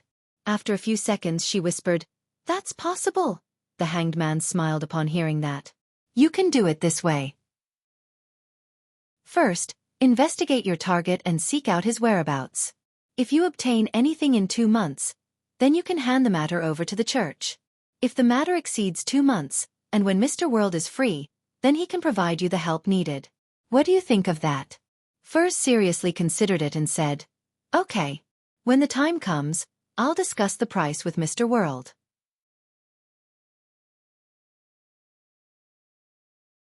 Chapter 680. New thoughts. After receiving the world's consenting nod and confirming the matter regarding Louis Veen, Furs thought for a moment and continued. Everyone, does anyone have a meteorite crystal or the crystallized blood of a Lavos squid, or any information about them? These were the main ingredients of the astrologer potion formula. Furs originally planned on continuing her requests, hoping that Mr. Moon, who was also in Backlund, could help her find Louis Veen, but after some consideration, she decided to first do it herself. Only after confirming that there aren't any solutions or clues would she then request the Tarot Club for help. Meteorite crystal? Lavos squid's crystallized blood? Sounds familiar. Isn't this because I know the seer potion formula? Yes, it's familiar because the seer potion formula's main ingredients is 50 grams of star crystal and 10 milliliters of Lavos squid blood. The main ingredients of astrologer are like the upgraded versions of a seer. Indeed, the apprentice and seer pathway can be interchanged in the future. With this in mind, Klein suddenly had an idea. Since the potion formula of Bizarro Sorcerer is difficult to obtain, with the 3 options being extremely dangerous, should I consider the other sequence 4 options in the neighboring pathways? Such as apprentice. Once he had this idea, he brightened up as he felt that most of his predicament had vanished. And for the sequence 4 potion formula of apprentice, the Tarot Club has clues to it. It's the Abraham family behind the magician. With this in mind, the world looked at Miss Magician with a subconscious gentleness to his gaze. It left Furs shuddering, suspecting whether Mr. World had already formulated a plan to hunt Louis Veen. At this moment, the fool Klein recalled another problem. According to Dunn's and Daly's theories, the first 5 sequences of the seer pathway didn't present any obvious progression. Each of them presented a beyonder power of one aspect. Then, at the critical point of sequence 4, the 5 of them would converge and clench like a fist, presenting a qualitative change. Back when Captain and Ma'am Daly made this theory, they only knew bits of information regarding seer, clown, and magician. I'm only able to verify this idea for the subsequent faceless and marionettist by myself. So, could it be that seer, apprentice, and the possible marauder pathways cannot be interchanged at sequence 4, but at sequence 3? Klein slowly felt his joy dwindle again. He knew too little and was temporarily unable to make a judgment. All he could do was await Mr. Azek's reply, and wait to leave the waters which were watched by the true creator before contacting a Rhodes. As Klein was thinking, he suddenly heard Katlia say, I have the crystallized blood of a Lavos squid. It will cost 600 pounds. As for meteorite crystal, I know where to get it from. How many grams do you need? 600 pounds, a very reasonable price. Furs replied in a pleasant surprise. 60 grams. All right, I'll give them to you within 2 weeks. It will also cost 600 pounds, Katlia said clearly and succinctly. It's resolved just like that. Today's Ma'am Hermit is really proactive with the desire to participate. Yes, she had just been. Furs quickly nodded. That wouldn't be an issue. I have 830 pounds in savings. That's enough for me to buy the crystallized blood of a Lavos squid. But in 2 weeks, I still need to save up nearly 400 pounds. The royalties after the new year will be paid soon. It's about 150 pounds, making me lack 220 pounds. I have to think of ways to earn money again. Furs quickly calculated her financial situation. Seeing how Miss Magician took only a minute to gather the main ingredients for her potion, Justice Audrey couldn't hold back either. She raised her hand slightly and said, I wish to obtain the complete pituitary gland of an adolescent mind dragon, but if that's not possible, 60 milliliters of a black hunting giant lizard spinal fluid and 1 fruit of an illusory chime tree. This was the main ingredient of the hypnotist potion. If she obtained the complete pituitary gland of the adolescent mind dragon, then there was no need for any other corresponding ingredients. Just as Audrey said that, she heard Ma'am Hermit reply. Since the 5th epoch, mind dragons have nearly gone extinct and are hard to find. I have the means of obtaining the spinal fluid of a black hunting giant lizard, but it will also take 2 to 3 weeks. The price ranges from 1,500 to 2,000 pounds, as I'm not the one who decides it. I can help you keep a lookout for the fruit of an illusory chime tree, but I cannot guarantee anything. What great efficiency. After Ma'am Hermit was punished, her sense of belonging towards the Tarot Club has appeared to increase. She's more active and amiable. Audrey was momentarily speechless. After a few seconds of silence, she bowed slightly and said, No problem. Alger, who had been watching by the side, suddenly felt that the development wasn't going as he expected. Having been punished by Mr. Fool, the hermit changed her style of being mostly an observer. She began to involve herself in every matter that she could involve herself in during the tarot gathering. And with the strength, background, resources, and channels of a pirate admiral, she immediately produced intense and blinding light. This blinded Alger so much that he could hardly open his eyes. He had a strong feeling that he was at risk. At that moment, he wished for Ma'am Hermit to return to her former state. Klein also felt surprised by what he heard and saw. I thought Ma'am Hermit would be silent for some time, feeling an aversion to the tarot club for some time, but in the end, is she the type that needs to be beaten in order to be obedient? Yes. Sparing the rod spoils the child. Queen Mystic must have spared the rod too much. The way Queen Mystic does things isn't much to speak of either. The Emperor has also spared the rod. As he lampooned, Klein controlled the world, making him survey the area before chuckling. Does any one of you have the potion formula of the Seer Pathways Sequence 4, or have any clues regarding it? Sequence 4. Mr. World is beginning to advance towards the realm of a demigod? Audrey was surprised. She originally imagined that she was advancing sufficiently fast, and she felt a little proud about that. But now, she suddenly realized that she was falling behind. Mr. World has instantly become really lofty. Furs was similarly surprised. Although she felt that the silent, reserved, and unsocial Mr. World was a powerful beyonder, she believed that he was still very far from a demigod, from a Sequence 4. But to her surprise, he was already seeking to purchase the Sequence 4 potion formula. As expected of Mr. Fool's blessed. Alger sighed. Likewise, Emlyn and Derek shook their heads, expressing that they had never heard of the name of the Pathway Sequence 4. Klein, who believed that he could obtain clues from the City of Silver or the Sanguine, could only helplessly retract the world's gaze. After a few seconds, Katlia said, I need a drop of blood from a mythical creature, regardless of the kind. In the palace held up by stone columns, silence suddenly became the main symphony. Even the world didn't know the exact concept of what a mythical creature was. Klein didn't expose this point as he planned on inquiring about it to the people he could ask in the future. He controlled the world to remain silent for a few seconds before saying, I'll keep an eye out. As this was a rare request from Ma'am Hermit, Justice and Company also gave similar responses. All right. Katlia wasn't surprised by this outcome. The only reason why she made the request was to express her attitude of being integrated with the Tarot Club to Mr. Fool. She believed that this was better than trembling and being apprehensive at eliminating the after-effects of what had happened. After a brief pause, Derek was about to say something when Emlyn spoke out ahead of him. The Sanguine Baron chuckled. The requests for our row is clear. He wants the Sun Sequence 6 Notary's potion formula, and Mr. Hanged Man wishes to obtain the Ocean Songsters. Upon hearing this, Klein suddenly felt a little guilt-ridden. When he first obtained Creeping Hunger, he had wished to quickly release the Priest of Light in it, and obtaining the Sequence 6 and 5 potion formulas of the Sun Pathway, so as to sell it to Little Sunday. Yet, he hadn't completed it all this while.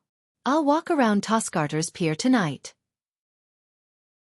I'll find a pirate with beyonder powers who deserves to die or some gang leader to settle this emergency, regardless of which sequence they are. Or, I can directly release the Priest of Light. Klein made the world deliberate before saying, I'll provide you with the notary potion formula in 3 days.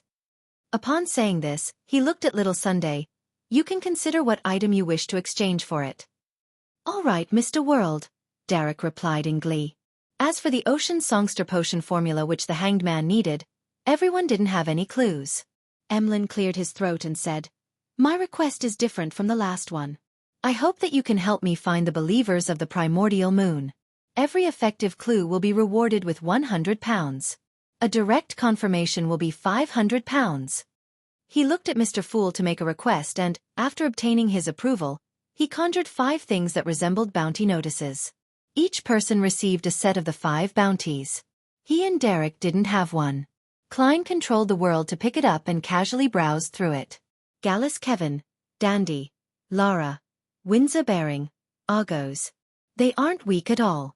At the very least, they're equivalent to recently born vampires. He silently muttered to himself as he memorized the corresponding information. After completing this matter, Emlyn felt more confident about winning the competition. He leaned back casually and waited for the other members to issue requests. This time, no one spoke again. Upon seeing this, the fool Klein chuckled. Continue your free exchange. Instantly, Audrey, Alger, Katlia, and company cast their eyes at Derek. They remembered that the son had previously mentioned that he would have arrangements to join an exploration mission that involved the periphery of the giant king's court. Chapter 681. Indirect answer being the main focus of attention, Derek didn't choke. He eagerly said, I've recently been in an exploration team led by the chief to Afternoon Town. It's a key gateway that leads to the giant king's court. It's a door that separates myth from reality. His opening perfectly garnered the interest of all the Tarot Club members as they awaited the rest of his account in different postures. Derek skipped the unimportant experiences that they had during the journey, and he directly started his story from Afternoon Town. He first described the dead silence and darkness before how his three-member team discovered an underground altar. He then described how he identified the names, Ouroboros, Medici, and Sasser, and entered another side of the town without realizing it. There, he saw the titles such as Dark Angel and the words Rose Redemption. Having said that, he thanked Mr. Fool once again for his help from the predicament. Then, Derek simply introduced the monsters that transformed from their shadows before emphasizing the ecclesiastic who was in constant penitence in the half-collapsed cathedral. He used his own words to describe what was said, mentioning that the ecclesiastic suddenly self-destructed when he was about to say the name of the fourth king of angels and was burnt to a crisp by a transparent flame. Another king of angels. And the mood in Afternoon Town is really dark and scary. The ecclesiastic's penitence has a very, a feel of a prophet predicting a calamity. Audrey listened in relish as she had her interest about the blank line and unspeakable name piqued. At this moment, Derek turned his body and looked at the end of the bronze table, sincerely asking, Mr. Fool, who was it that tempted Dark Angel Sasser? Who does the fourth name refer to? Why can't it be said? Here it comes. Behind the gray fog, Klein's smile nearly froze. The reason that he had hurriedly sent Little Sun back to the real world was that he was afraid of facing such a question. Back then, he was worried that Little Sun would inquire about Dark Angel Sasser, and now, he was facing a question he didn't know the answer to. Thankfully, a magician never performed unprepared. After that day, Klein undoubtedly began to seriously consider how to answer such questions. Now, with great confidence, he landed his right palm on the armrest and said with a deep, meaningful glint in his eyes, It's because it's a secret. He used his eyes and body language to hint to the Tarot Club members that secret wasn't to be taken at face level, and it had a deeper, more substantial meaning. As for what it was, they had to figure it out themselves. Deities had deep reasons to conceal certain matters. After finishing this series of actions, Klein couldn't help but feel penitent.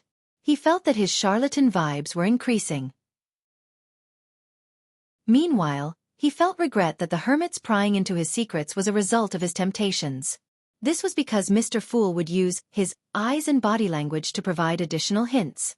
Therefore, all the members would subconsciously observe his attitude. That's because I have no solutions. Without doing this, how am I supposed to continue the act? It's not like I'm a real evil god. Klein sighed silently. Secret. The name itself is a secret? The content which Mr. Fool wishes to point out is in here? Which names are secrets themselves? True gods at sequence 0? Alger instantly thought of many things as he came up with a theory by combining many of the matters which Little Sun had previously mentioned.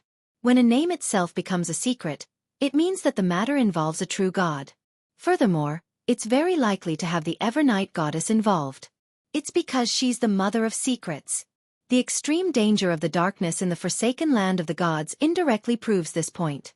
Katlia came up with an unconfirmed theory based on the knowledge she had and the hint from Mr. Fool. Meanwhile, she was almost certain that the calamity the ecclesiastic was referring to was the cataclysm that ended the third epoch. A king of angels who was tempted, Afternoon Town residents who fell from grace, a town being corrupted bit by bit, a black flower of calamity that blooms. All of that buried in epoch, creating the forsaken land of the gods. What a heavy sense of history. Katlia couldn't help but think poignantly. While the Tarot Club members were in contemplation, Klein also began to analyze the reason for the empty name and the reason why it couldn't be said. Could it be the true name of a deity? A true god had tempted Dark Angel Sasser, And the fourth name representing the King of Angels also became a true god later? But it's not like I haven't said the true name of a deity before. Primordial Demonis Cheek is understood by many to be on the same level as the 7 deities. It's not like anything happened in the end. Perhaps it has something to do with the language used? The languages of Lone, Intis, and Faisak, and even ancient Faisak do not possess the ability to stir the powers of nature. On the other hand, the commonly used Jotun in the city of Silver can. That ecclesiastic likely used a similar language. I should later try to pronounce cheek using Jotun? Then, I'll die on the spot and succeed in courting death. Forget it. Besides, having a blank name and an unspeakable name means different things. I've no idea why. At this moment, seeing how Little Sun was still in a confused daze without understanding Mr. Fool's meaningful hint, Alger volunteered to give an explanation. The 2 names might separately represent 2 deities, so they cannot be said. Perhaps the true creator had tempted Dark Angel Sasrar, leading to the fall from grace of the few kings of angels and the residents of Afternoon Town. This brought about a great calamity. It's why he has a temple and statue in your forsaken land of the gods. The fourth name that corresponds to a king of angels might have benefited greatly from the calamity and succeeded in advancing to become a true god. This is similar to my guess, but they can't be confirmed. Katlia didn't supplement, as she didn't believe that their theories were facts. Audrey, Furs, and Emlyn listened attentively as they couldn't help but feel poignant that the Tarot Club often made things appear especially high-end when discussing such matters. Things like kings of angels, evil gods and real gods, or ancient secrets all depended on a single word. Is that so? I get it. Derek came to a realization as he earnestly thanked Mr. Fool once again. Just as he was about to turn around, he suddenly recalled something and worriedly asked, Mr. Fool, is the crux to leaving the forsaken land of the gods really in the Giant King's court? After all this time, he had already accepted Mr. Hangman's take that the region where the City of Silver was located was known as the forsaken land of the gods. That's what I believe, but the problem is that I'm unable to confirm it. To not search for the sea and switch to exploring the Giant King's court was likely Shepherd Lovia's suggestion. This can partially verify my theory, but it cannot eliminate the possibility that it's a conspiracy. The Fool Klein's smile nearly froze again. His thoughts raced as he quickly thought of a solution that didn't need him to give a direct answer without tarnishing Mr. Fool's reputation. He immediately gave a relaxed chuckle, turned his head at the hermit Katlia. Speaking of this matter, Bernadette already knows the method for entering the forsaken land of the gods. Katlia immediately recalled her vague memories of the dream and subconsciously looked at the end of the bronze table. It's that shadow? Before she finished speaking, she suddenly realized that she was sizing up Mr. Fool again. She hurriedly closed her eyes and said, My eye of mystery prying is instinctive. It can only be enhanced and not be deactivated. I need to rely on a mystical item to seal it. But it doesn't exist here. Is that so? Klein nodded gently. You can conjure a pair of glasses. Yes, Mr. Fool. Katlia followed the instructions and conjured a pair of glasses. During this process, Klein stirred a minute amount of the power above the gray fog and infused them into the pair of glasses. By the time Katlia wore them, she discovered that her eye of mystery prying had been sealed as she had expected. It was only at this point that Furs and company realized that Ma'am Hermit's eyes were extremely special. It had something to do with the prying of mysteries, and it didn't need to be activated to use it. It's no wonder we didn't notice it. Ma'am Hermit was severely injured because of her attempt to pry into the mysteries of Mr. Fool. Audrey moved her lips in enlightenment, having one of her questions answered. As for Alger, who recalled how the hermit had previously sized him up and how he had been wearing the clergy clothes of the Church of Storms, his face nearly darkened. Klein didn't wait for the members to calm down. He chuckled and replied to Katlia's previous question. It's that shadow. The shadow of the Giant King's court. So it's the shadow of the Giant King's court, Katlia muttered in pleasant surprise. Then, her mind went adrift as she thought, she likely also knows this answer. Derek spent a few seconds to digest the conversation between Ma'am Hermit and Mr. Fool, and he vaguely came to a realization. The key to entering the forsaken land of the gods had to do with the shadow of the Giant King's court. Therefore, the crux to leaving the forsaken land of the gods is really in the Giant King's court? Derek's heart palpitated as he bowed his head in excitement.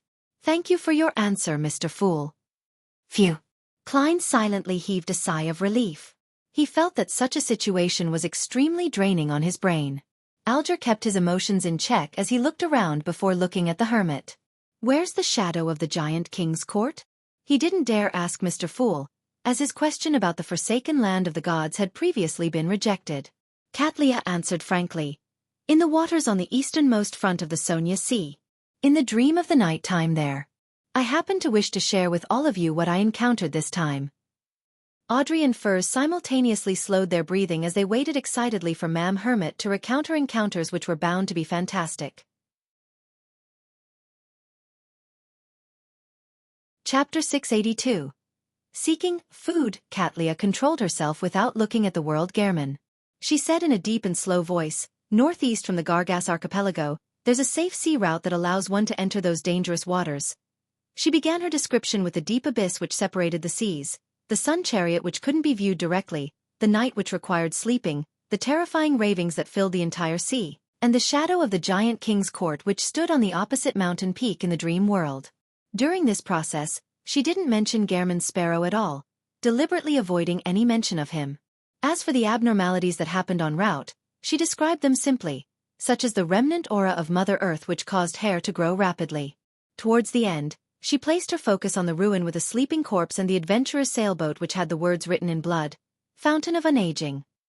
This might mean that the Fountain of Unaging is in that ruin, and the corpse that produced such loud breathing is the keeper. Katlia mentioned the common theories on the future, but it didn't mean that it was hers. Fountain of Unaging. One of the 6 major treasures at sea. Alger was tempted by what he heard as he considered the possibility of exploring those ruins after reaching Sequence 5.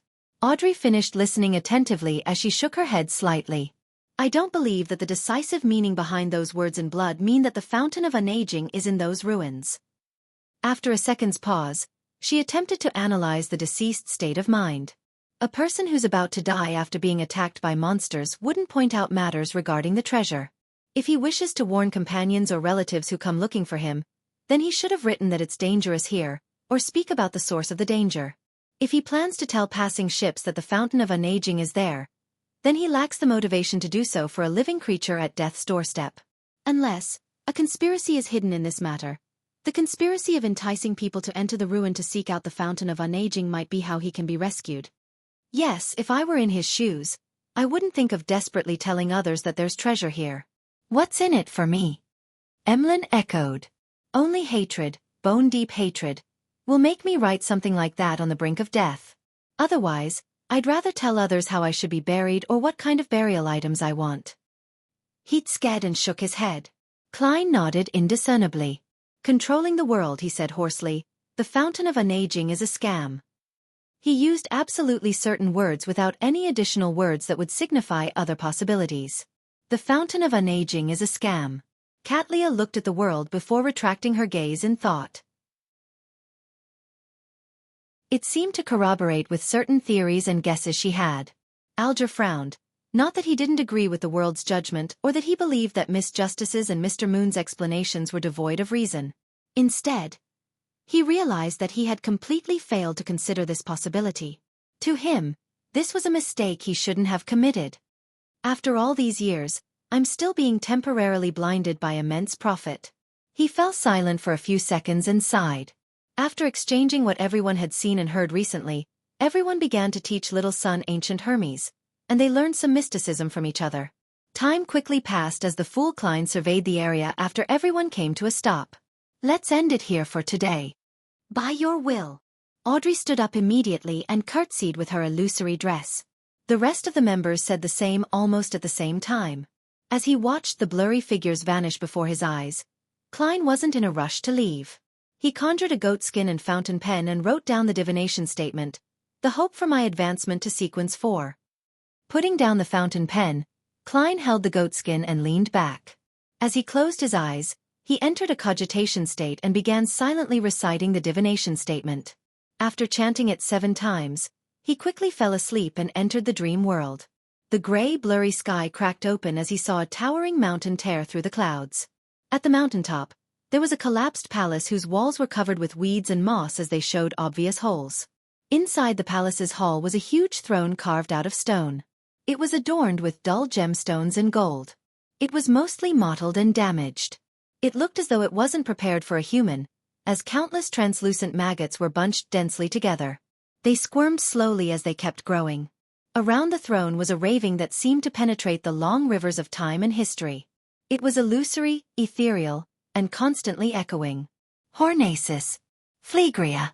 Hornacis. Phlegria. Hornacis. Phlegria.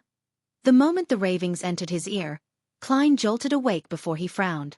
It really is the main peak of the Hornacis mountain range. Furthermore, I can see and hear it more clearly than before. This made him recall Queen Mystic Bernadette's prophetic words. Your fate lies on the main peak of the Hornacis mountain range. Is that my fate? It really makes me want to be rebellious and not go. Sigh, I can't deal with absolutes. It depends. Klein sighed and conjured the 5 bounty notices provided by Emlyn White. Combining the information he had, he used the methods of divination to find the locations of the primordial moon believers. Finally, due to his lack of information, he could only confirm 2 points. Gallus Kevin, Windsor Bearing, and Argos are all in Backlund. Dandy and Lara are at Enmat Harbor and Pritz Harbor respectively. This is as good as nothing. Klein shook his head and returned to the real world. Recalling how he had already agreed to provide Little Sun with the notary potion formula within 3 days, he wore his coat and a top hat, and he prepared to head out to find a target. When he opened the door and came to the stairwell, he saw Anderson Hood walking up, twirling his deer hunting cap with his hand while humming a folk song. This fellow is really good at recovering from setbacks. He was just taught a lesson by a demigod in the morning and was forced to apologize and agree to a request, but I don't see any sign of trauma from him anymore. It's no wonder he became a Sequence 5 powerhouse. Just this state of mind alone makes it difficult for him to lose control. Klein looked at him, nodding slightly as a greeting. Good afternoon, Gehrman. Anderson chuckled as he waved his hand. I've received the bounty and characteristic money. I'll pay you the rest now. As he spoke, he took out stacks of cash of different thickness from different pockets. It happened pretty smoothly, I see, Klein commented without much emotions involved. Anderson immediately laughed. That's right. It happened far smoother than I imagined. Those fellows who should have rocks for brains were surprisingly friendly, polite, and efficient. I even suspect whether I've become a blessed of Lady Luck. There's no such deity. Klein ruthlessly shattered his fantasies. Why so serious? It's life. Relax a little. Relax a little. Anderson handed over the remaining £1,200. Actually, I'm very clear about what happened. That gentleman doesn't want me to waste my time, so he secretly exhorted those people. Klein glanced at the cash, pressed down on it, and asked in passing, Have you confirmed which pirates gave you the problem?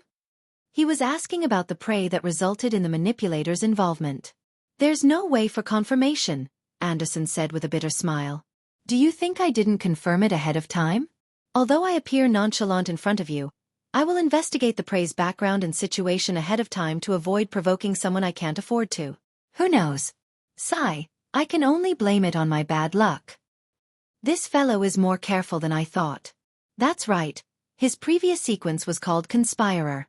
Klein thought in enlightenment before asking indifferently, Who deserves death the most in this area? Anderson was taken aback before he chuckled. Does our craziest adventurer plan on beginning his hunting activities? However, you have to consider it well. I do not wish for you to be my partner when completing the demigod's mission. Don't worry, we're different. I'm a seer. I have all kinds of means to hide my tracks. I will not allow someone to come knocking at my door. Besides, that's a demigod of the spectator pathway. This mob boss had a very discernible face. Be it his brandy nose or thin brows, they were all very unique. Klein retracted his gaze and first went to the bar to get a cup of local malt beer worth 4 pence. Then, he made his way to the railing beneath the 2nd floor. Although he wasn't directly under Malsona, as it was heavily guarded, he was already not very far from him. I'm within 5 meters. Klein silently muttered to himself, raised his cup of beer, and looked at the boxing ring.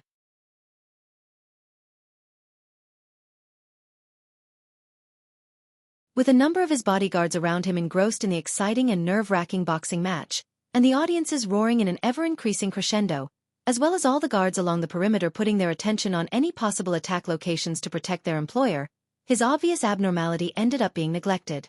When the climax of the match received a temporary respite, a number of bodyguards and subordinates turned to look back at their boss, and they saw that his eyes appeared somewhat in a daze.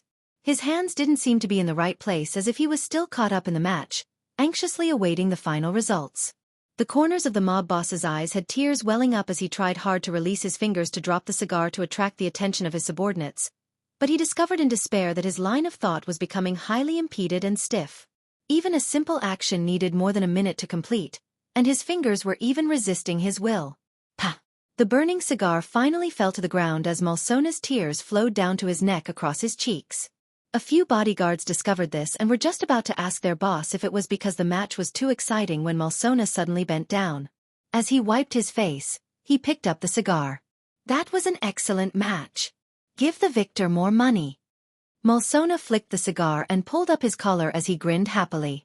He didn't say exactly how much was to be given, as Klein didn't know the market rates. All he could do was give a vague comment. Yes, Malsona of the Lone's new party had already become his marionette. As this mob boss was only an ordinary person, and his spirit body was even weaker than most healthy humans, all it took was 2 minutes and 15 seconds. If the time needed was any longer, he would have had to divert his attention to create an illusion to create some chaos, making the bodyguards place their attention on protecting Malsona and not being able to discover his abnormality in time. "Kill him! Kill him!" The shouts of the audience suddenly turned uniform as the match in the ring came to its end. Malsona also allowed his bodyguards to continue watching the match. When a boxer collapsed to the ground unconscious, Malsona took a swig of his cigar and said, "To the lounge. I want to take a break." "Yes, boss." His bodyguards and subordinates immediately surrounded him, escorted him to the corridor on the second floor, and helped him open the door to the lounge. After instructing his guards to guard different critical spots and to not disturb him, Malsona paced around and opened a safe. He found documents involving all kinds of new drugs and selected the most important ones. Following that, he placed the documents and an address he cut from the newspapers, as well as a total of £758 in cash into a briefcase. With a creak, he opened the door and called for a subordinate. "Throw this bag under the 3rd Street lamp around the alley." "Yes, boss." The subordinate didn't inquire why. This was a rule. After closing the door again, Malsona found 3 candles and items with spirituality and used a pen and paper to carefully draw the corresponding symbol of the fool, a half-pupilless eye which represented secrecy, and the contorted lines which represented change.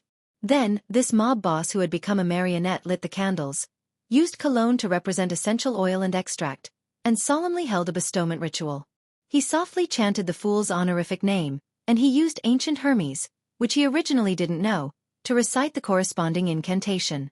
Following that, he picked up the item with spirituality and let it fuse into the wind, constructing an illusory door with the transformed candlelight. If he couldn't find any items with spirituality, Klein had planned on using Malsona's blood. A human's blood was an item with spirituality to begin with. In the washroom on the 1st floor, Klein took this opportunity by taking 4 steps counterclockwise and going above the gray fog. He didn't use the Black Emperor card, and instead, he directly stirred some of the powers of the mysterious space, combining it with the paper figurine before throwing it through the bestowment door. The pitch blackness immediately transformed into an angel with 12 pairs of wings. It flew through the illusory and mysterious door, passing through the pitch-black depths of the void and arriving where Malsona was. This was to disrupt any subsequent investigations via divination, prophecy, or other beyonder powers. Right on the heels of that, Klein picked up Creeping Hunger and threw it into the ritual's door. Creeping Hunger arrived in the real world thanks to the bestowment ritual, and it arrived in front of Malsona. Having not eaten for a long time, it immediately became restless. At this moment, Klein, who had returned to the washroom, controlled the frozen Malsona from a distance of dozens of meters away to immediately close his mouth and pick up the glove on the altar. A crack opened in the middle of the glove as 2 rows of illusory, white, and eerie teeth were revealed. The senses of the marionette, he obtained quickly weakened as he decisively severed his control. The slight backlash made his mind spin, but it didn't take long for him to recover. Then, as though nothing had happened, he left the washroom, returned to the bar counter, and continued drinking the malt beer he didn't finish earlier. At the same time, He found a rat on the second floor through the use of spirit body threads, and he made it become his marionette in less than 2 minutes. The rat began searching for a tunnel and path with rather awkward and unfamiliar motions, and it took quite some time before entering Mulsona's lounge through a hole hidden by a bookshelf. Klein didn't hesitate to grab a beer on the table beside him and threw it over. Right on the heels of that, he drew his revolver and coldly aimed. Bang! Chapter 684. Battle Encounter Kacha. Curtius only half turned his body as the cup of beer hit the round table beside him, smashing to pieces. Amidst the gunfire, he didn't attempt to dodge, as though he had instinctively seen through the illusion. It was as though he had a spring installed in him as he bounced to the forefront amongst the gamblers and alcoholics who were crouched down or scattered. His gaze was locked onto the cold adventurer wearing a suit by the door. Gehrman Sparrow. Curtius's pupils constricted as he opened his mouth and chanted the language of foulness that stemmed from the abyss. At this moment, Klein truly pulled the trigger as a pale golden bullet that appeared to be scooped out of boiling hot water shot out, going straight for the slaughterer, who had a bounty of 9,500 pounds. However, all Curtius did was gently lift his right hand and spread his fingers to produce a light blue flame in his palm. Then, he grabbed the bullet in an unimaginable manner. The bullet entered a cage, as the light blue flame solidified. Following that, the bullet emitted sunlight, just enough of it to neutralize everything. 2 figures stood up beside Curtius. One of them was a short-haired woman wielding dual pistols, and the other was a boorish man in boxing gloves. Clearly, Curtius didn't come to Toscarter's Pier in search for supplies alone. Or it should be said that he definitely had partners he knew here. 3 Beyonders. Curtius might even be a Sequence 5. At that moment, Klein nearly blurted out something along the lines of, "Sorry, my bad." One couldn't make any preparations when attacking a devil, relying on complete chance. Furthermore, there couldn't be any hesitation. Otherwise, the devil would immediately detect the ill intent and danger.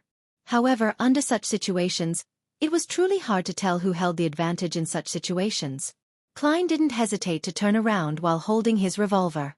Then, he agilely dashed for the staircase leading to the bar's second story amidst the crowd and above the crouching alcoholics. Just as he dashed in, a light blue fireball smashed into the side of the staircase before instantly exploding. Boom! A tiny part of the bottom of the staircase collapsed as the bar began to tremble. The strong smell of sulfur spread. Curtius and his 2 companions didn't delay as they jumped across the first few steps of the staircase in fervent pursuit of Gehrman Sparrow. Tap, tap, tap. Klein ran for the second story, and midway, he quickly began his examination of the corresponding spirit body threads. This allowed him to easily find an empty room without any humans. He turned around, took a step, and was about to enter the door before jumping off the window to escape from the bar. At that moment, Curtius and his 2 companions chased up to the second story, and upon seeing this scene, they tacitly split up. The former continued the pursuit, while the latter entered the rooms on the same side in a bid to head down to intercept Gehrman. And Klein was waiting precisely for this opportunity. He suddenly half-turned his body as his left black-gloved hand grabbed at the air. The woman with the dual pistols and the man in boxing gloves continued their actions without detecting any abnormalities. They rushed into the other rooms, jumped off the windows, and went far away without returning.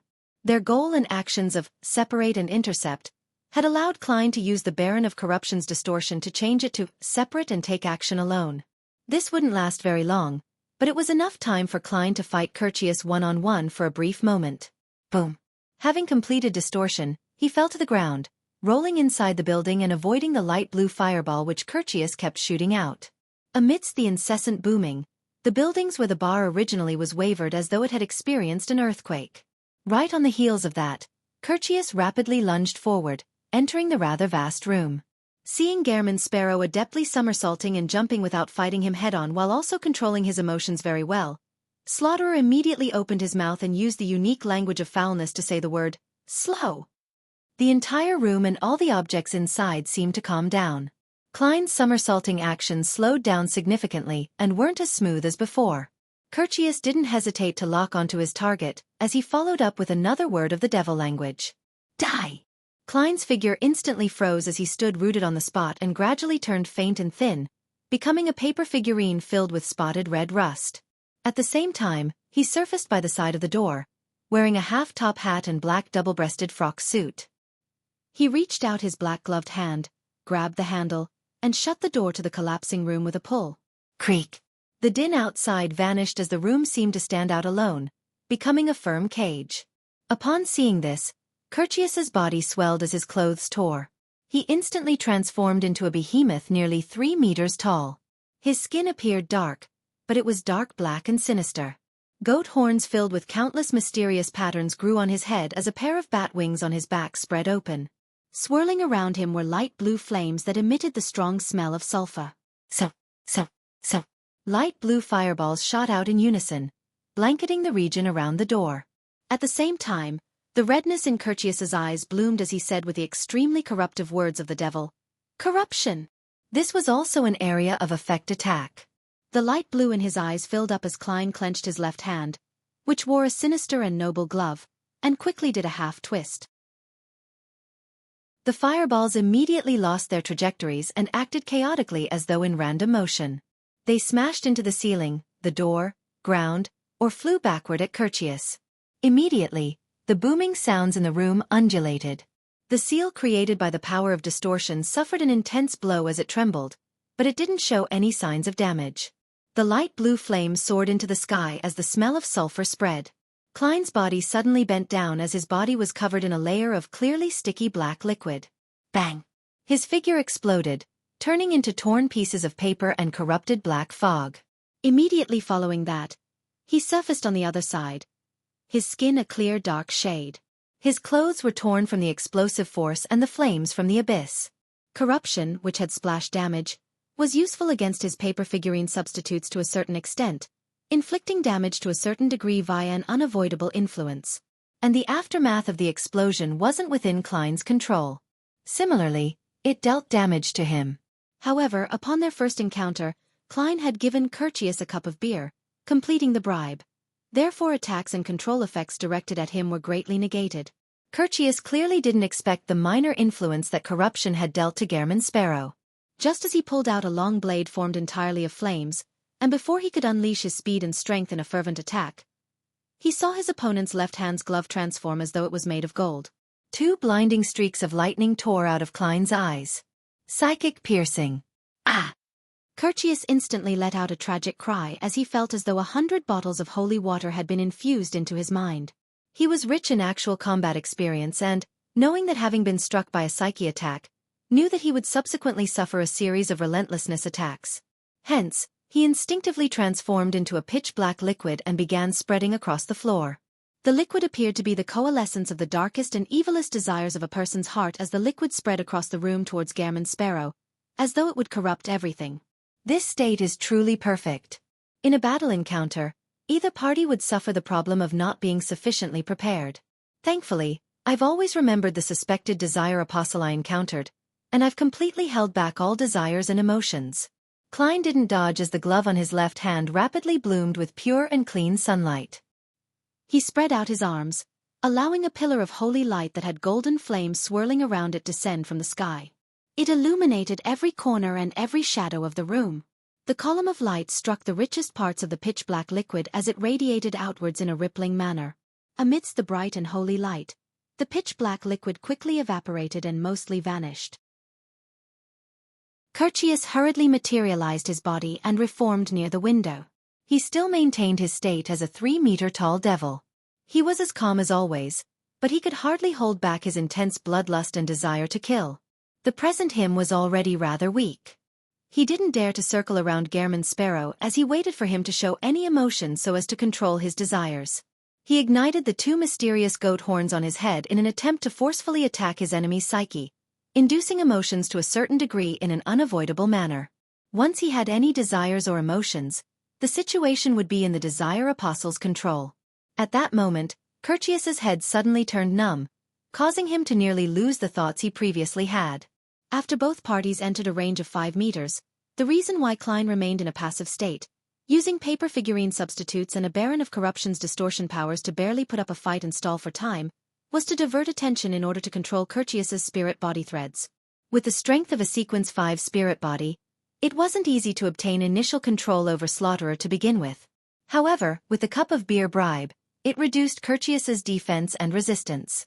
And after that, this desire apostle suffered a psychic piercing and was thoroughly purified once by light of purification. As a result, he had become rather weak. Therefore, even though Klein was using his other powers, he still took 15 seconds to obtain initial control over Curtius. The intense battle in the room instantly turned quiet. Although Curtius's thoughts had turned slow, he still had the ability to complete certain actions. He could still forcefully resist the control that stemmed from the depths of his spirit body. The bloodshot colors in his eyes converged as his eyes reflected Gehrman Sparrow's figure. The curled goat horns on his head began to burn intensely as hatred, greed, lust, wrath, and other emotions and desires began to spread outwards in a corporeal manner. Klein entered a half-cogitation state as he calmly focused on deepening his control, hoping to quickly make Curtius lose all means of resistance. Chapter 685. From a delay to disconnection in the room that had been reduced to shambles, Klein, whose top hat had fallen to the side and clothes had become tattered, was about 4 meters away from Curtius, who was a behemoth with bat wings. The situation was so quiet, as though a puppet show was being played. In fact, Klein still had the means to do something else.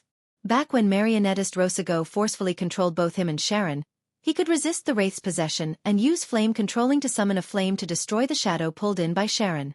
If he hadn't made a serious mistake by targeting the Sequence 5 Wraith, Rosago could have diverted his attention to killing Klein, snuffing out any chance of him using the language of foulness charm. Now, although Klein was definitely inferior to him, there was also only one enemy. Of course, there wasn't really much he could do. Under the premise of not losing control over Curtius, he could move, but he couldn't do it too hastily or quickly. He could use Beyonder powers which didn't expend too much of his spirituality, but he couldn't divert his attention to power the mystical items he carried, or use actions that required too much movement like drawing a gun. And when a target was controlled to a certain extent, several attacks could nudge or stimulate the target, allowing them to resist the control of their spirit body threads to a greater extent and even show signs of escaping from his control. Therefore, Klein had to wait. At that moment, his heart rate suddenly sped up as an uncontrollable sense of horror and anxiety surfaced in his mind. He couldn't help but suspect that Curtius's companions who had their intentions affected by distortion were about to return. No good. My emotions have been stirred. Klein was first taken aback as he tried to use cogitation to forcefully calm his agitated heart. Haha. He has emotional stirrings. A chance. Curtius was delighted as a slow thought flashed through his mind. Then, using his Beyonder powers, he attempted to magnify Gehrman Sparrow's horror and anxiety, planting an emotional seed in him. As long as he succeeded, all he needed was to completely trigger it, maiming his opponent, making him unable to influence him further. No. How can it be ineffective? His emotional stirrings have disappeared. Curtius's bloodshot eyes constricted slowly as it was gradually filled with shock, alarm, and anger. Klein, who imagined that he had given the Desire Apostle a chance to counterattack, discovered that nothing had happened after completely calming himself down. The curled goat horns on Curtius's head were ignited, but he didn't attempt to use his emotional stirrings. Moments after having this thought, Klein roughly understood the situation. It wasn't that Curtius didn't wish to control his horror and anxiety, but it was that he had failed. From the moment he sensed the emotional stirrings, he had to take a few seconds to digest the situation before using 2 to 3 seconds to make the decision. Finally, he spent even more time to organize his thoughts before channeling the corresponding Beyonder powers. All of that took him at least 10 seconds to complete. Klein only took a total of 3 to 4 seconds to calm his mind after detecting the problem. Therefore, Curtius's Beyonder powers naturally failed to be effective against an enemy who was in normal condition. To put it simply, the delay was too long. Under such situations, don't try to fiddle around with highly intricate matters. Klein lampooned before suppressing his sense of schadenfreude. After another 10 seconds, Curtius finally understood the source of the problem. He no longer considered targeting desires and emotions, and instead, while flapping the bat wings on his back with great difficulty, he relied on a devil's powerful body and spirit body to resist the control stemming from the spirit body threads. He tried to make the swirling light blue flames slowly coagulate into a fireball. Klein could almost foresee fireballs bombard him. Hence, he didn't hesitate to split off some of his spirituality, snapping his fingers using his right thumb and middle finger. Pa! The light blue flames suddenly soared before they truly took form and collapsed completely. They were like fireworks blooming behind Curtius. Magician's flame controlling. Curtius continued struggling, but his actions became even slower as he resembled a rusting puppet. As for Klein, he casually moved his feet to dodge the devil language Curtius had launched with all his strength. 3 seconds, 2 seconds, 1 second. Klein suddenly stopped as his eyes locked onto Curtius's head, which had lost its curved goat horns. At that moment, he still needed 2.5 minutes from controlling this desire apostle to turn him into his marionette, but Klein didn't have such plans. He never had such plans in the first place. It took too much time, allowing Curtius's companions to rush back in time. Klein only had one ultimate goal. It was to control Curtius to a certain extent so that attacks within a certain limit wouldn't help him escape his predicament. The bloodshot eyes, grimacing expression, and sharp teeth with drooling saliva reflected in Klein's eyes. He opened his mouth and said a word. Bang! Air bullet. An air bullet of a sequence 5. This was already comparable to a bullet shot from a steam rifle. Bang!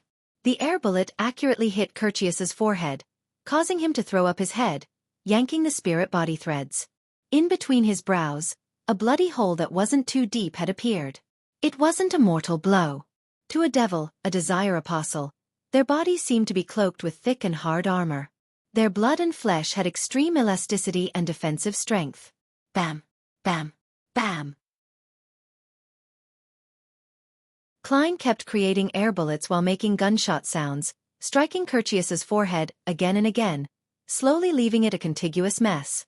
At the same time, he stably controlled the spirit body threads to prevent him from using the feedback to weaken his influence. Curtius let out an angry stuttering roar as he tried moving forward in a bid to counterattack, but Klein was a lot more agile than him. And his plans to liquefy undoubtedly failed because of the control of the spirit body threads. Bang! Another air bullet struck Curtius, completely shattering his forehead, penetrating his brain. Bang! Bang! Bang! The subsequent bullets flew in, one bullet after another. Bang! Curtius's skull was finally sent flying as black crevices filled his brain. At that moment it was a complete mess. The aura of this slaughterer worth 9,500 pounds quickly dissipated, but he didn't close his eyes, as he had already lost them.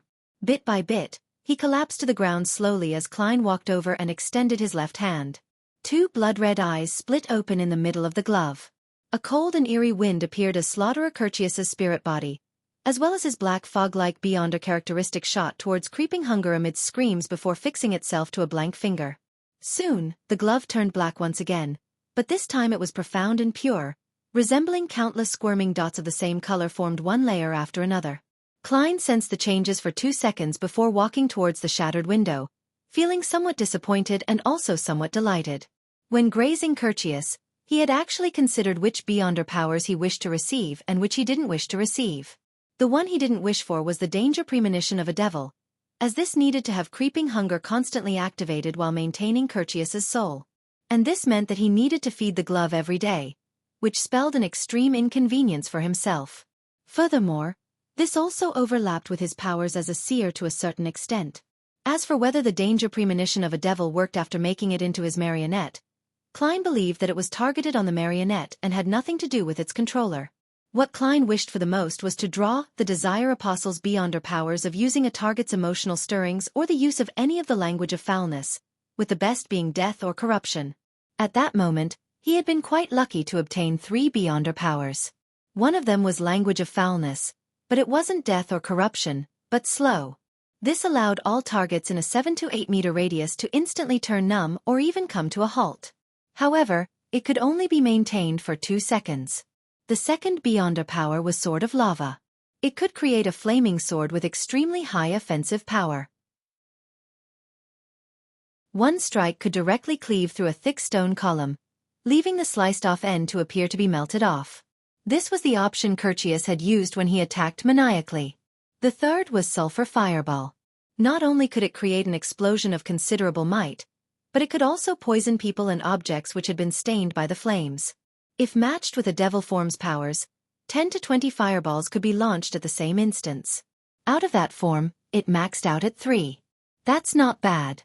The damage delivered by Sword of Lava to non-undead or non-corrupt creatures is clearly higher than the Priest of Light's Light of Holiness. Klein came to the window and happened to see the backs of Curtius's companions opening up a distance from him. They haven't shaken off the influence? No, with so much time having passed, they must have shaken off the influence and returned somewhere nearby. Now they're escaping? They sensed Curtius's death? That's a little weird. Klein turned his head back and saw Curtius's corpse still in his devil form. His form didn't change back into a human as a result of his death. He looked at the corpse for 2 seconds before coming up with a theory. Powers like the devil form are a state that brings a body close to the state of losing control. However, they still have their reasoning and can change back while they're in control. Otherwise, they will maintain their forms. Klein didn't delay as he searched the devil's corpse. He discovered that Curtius's gigantification had torn all his clothes and pants, causing his wallet and cash to scatter across the ground. Later, they were all destroyed due to the blanketing attack from the fireballs and sulfurous flames. Just as Klein looked away, he suddenly discovered something twinkling in the giant devil's chest. It was a thin and long crystal formed purely of blood. A faint smell of sulfur emanated around it. What's that? Klein frowned, unable to figure out an answer. Curtius's beyonder characteristics has clearly entered creeping hunger. Why would his corpse produce something strange? A question flashed across Klein's mind. Furthermore, as the second mate of the King of Immortality, Curtius didn't even carry a mystical item or sealed artifact. This had exceeded his expectations. You're tuning in to the Xiaofan's Wuxia Tales YouTube channel. Don't forget to subscribe and join us on this journey to catch the most captivating stories.